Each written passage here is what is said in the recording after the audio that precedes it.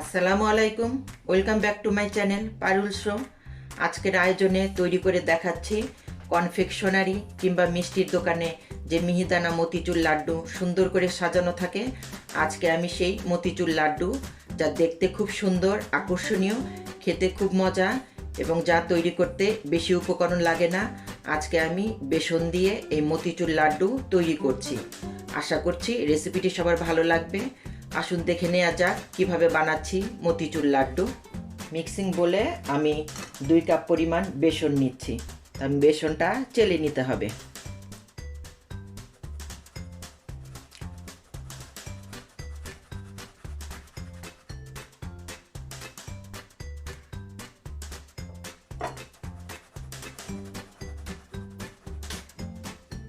এখন এর মধ্যে পানি দিয়ে পাতলা ব্যাটার তৈরি করব। অল্প অল্প করে পানি দিয়ে গোলাটা তৈরি করতে হবে।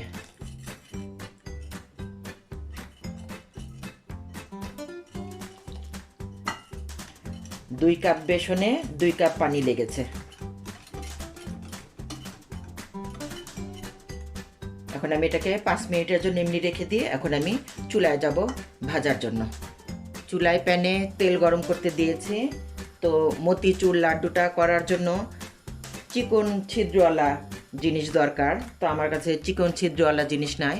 আমি এটার মধ্যে এরকম সেফটি পিন দিয়ে ছোট ছোট ছিদ্র করে নিয়েছি। এটার মধ্যে ব্যাটারটা ঢেলে আমি মতিচুর লাড্ডু তৈরি করব।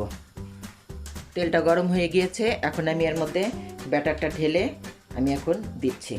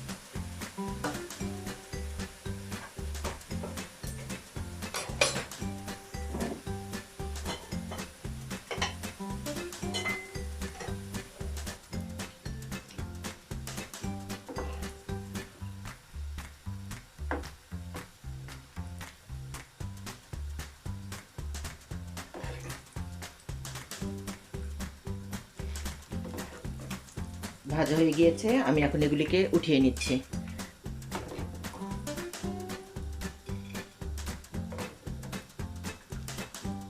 আমি আবারও দিচ্ছি।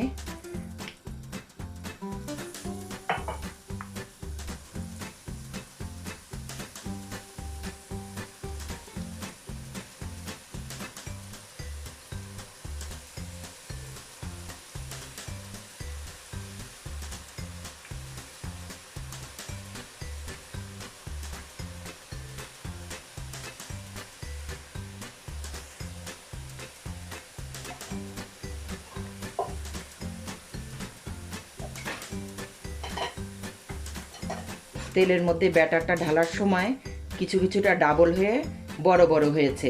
এটা তো কোনো সমস্যা নাই, যেহেতু এটা মিহিদানা লাড্ডু, তা হাত দিয়ে একটু মিহি করে নিলেই এটা সবগুলি একই সাইজের হয়ে যাবে। এখন আমার এগুলি ভাজা হয়ে গিয়েছে। এভাবে আমি প্রতিটা ভেজে নিচ্ছি।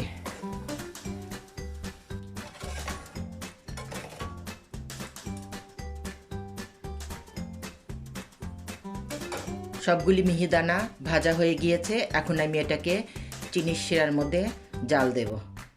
চুলায় একটি প্যান বসালাম। এটার মধ্যে আমি 1 কাপ পরিমাণ পানি দিলাম।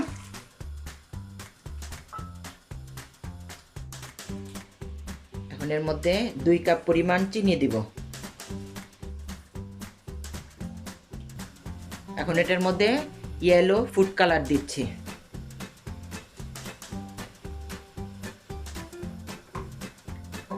একটু ঘি দিচ্ছি, এতে করে ফ্লেভারটা খুব সুন্দর আসবে।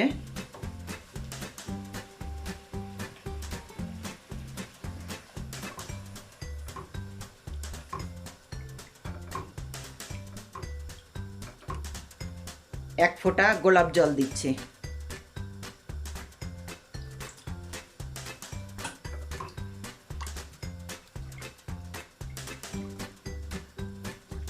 শিরাটা বলক চলে আসছে, এখন আমি এর মধ্যে মিহিদানাগুলি ছেড়ে দিচ্ছি।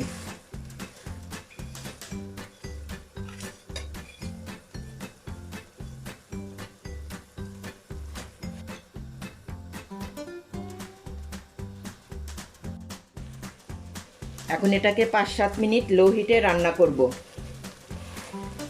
এটার মধ্যে কাজু বাদাম, পেস্তা বাদাম কিংবা কাঠবাদাম কুচি করেও দেওয়া যায়। আমি এর মধ্যে আমার বানানো মাওয়া দিচ্ছি, বাদাম আর দিলাম না।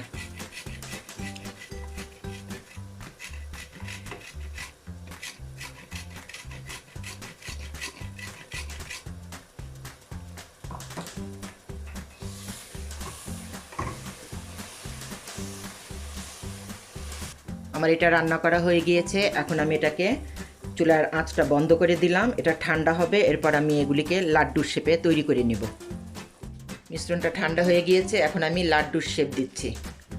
আমি আগে কতগুলি বানিয়ে রেখেছি, এখন আমি আবার বানাচ্ছি। হালকার উপর চাপ দিয়ে দিয়ে এভাবে বানাতে হবে।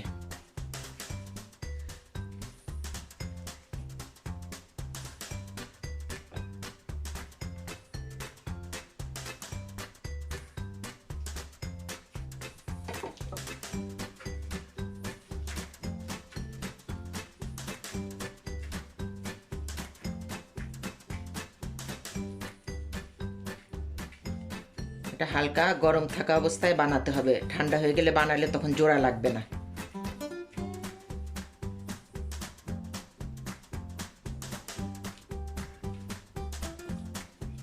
সাজানোর জন্য এর উপরে আমি পেস্তা বাদাম দিলাম।